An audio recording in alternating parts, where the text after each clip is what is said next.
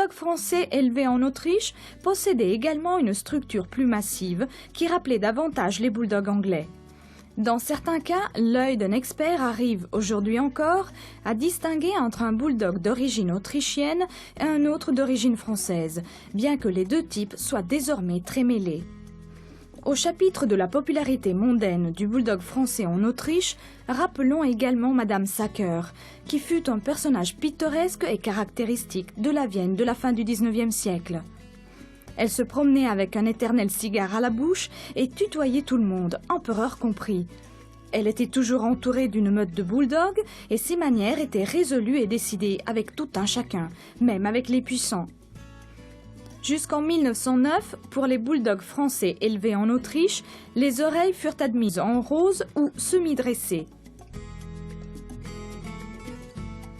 Revenons en Angleterre, où le monde du bulldog entra en ébullition le jour où, en 1893, lors d'une exposition organisée par le Kennel Club anglais, M.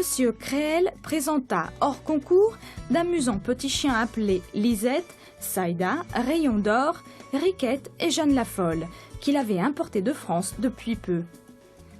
L'année suivante, le Kennel Club, pour son exposition annuelle, décida d'une classe spéciale pour ces bulldogs français, ou toy bulldog, qui pesaient moins de 20 livres, 9 kilos. Dès 1885, les passionnés français de la race se réunirent au Bulldog Club français, puis se retrouvèrent régulièrement dans un café de la rue Saint-Séverin à Paris pour discuter des questions concernant leur bulldog. La même année, le club célébra l'ouverture du livre généalogique. En 1888, le club établit la première liste des caractéristiques possédées par un bon exemplaire. À titre de curiosité, remarquons que les oreilles étaient alors requises en forme de rose ou de tulipe, qui étaient alors caractéristiques du bulldog d'Angleterre, alors que les oreilles dites en chauve-souris, c'est-à-dire dressées, étaient uniquement tolérées. En 1898, sous l'impulsion du prince de Wagram et de Gordon Bennett, un nouveau club fut fondé sous le nom du Club du Bulldog français.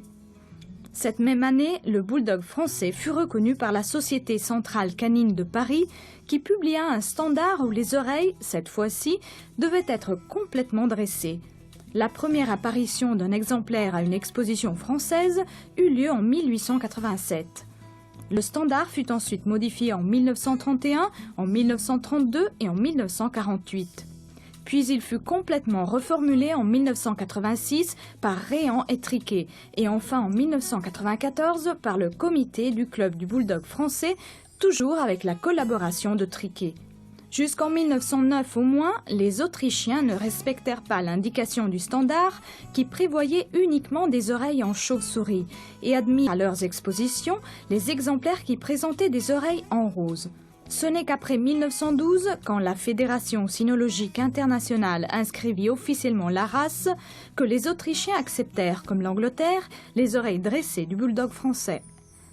En Angleterre, le Toy Bulldog Club fut fondé en 1998.